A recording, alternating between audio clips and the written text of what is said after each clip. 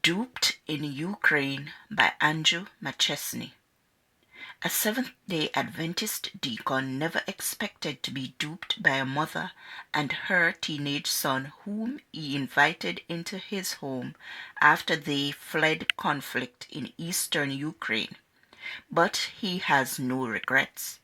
We acted with sincere hearts for God, and we will let God act as the judge between her and us, Valentin Zaitsev said.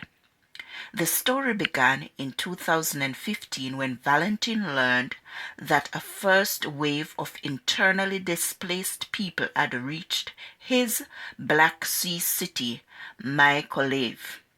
The plight of the internally displaced people touched his heart.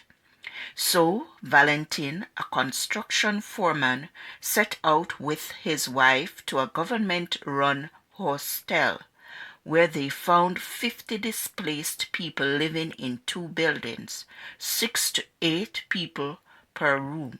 Valentin introduced himself as a Christian and asked the displaced people what was needed.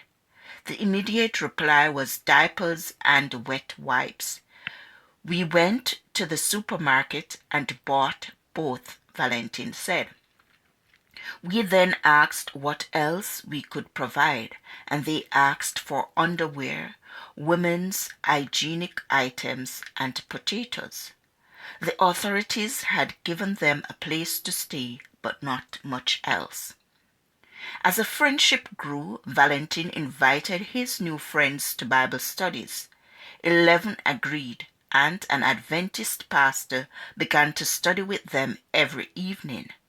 Then violence erupted at the hostel, and a 19-year-old man, Valerie, was hospitalized with stab wounds. When Valentin and his wife visited the hospital, the teen's mother, Natasha, pleaded for a new place to stay. Valentin was renting a 3-room apartment, and he offered a room to her and her son. For a while, everything seemed fine. Natasha even attended the Adventist church, but then Valentin found out that she was not penniless as she claimed and that she was taking advantage of people's kindness to con them out of money. We fed her and her son and paid their cell phone bill, he said. But then we learned that they were not poor. We asked them to move out. Natasha and her son had lived with the family for 6 months. Looking back, Valentin said the experience was a blessing. Natasha proved a big help around the house, cooking, washing, and babysitting his 3 children. But the biggest blessing, he said, was the opportunity to love her. We received joy and blessings because we were able to serve someone else, he said.